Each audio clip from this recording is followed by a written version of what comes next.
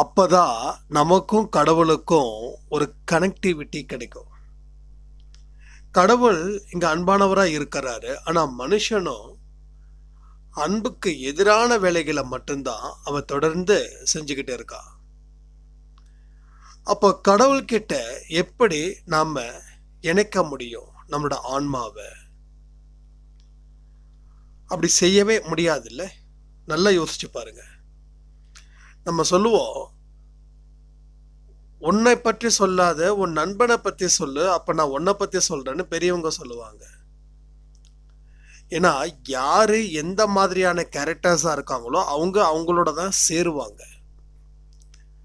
அப்ப அதே மாதிரி இங்க நாம எல்லாரும் கடவுள் குழந்தைங்கன்னு நம்ம சொல்றோம். ஆனா செய்யறோமா?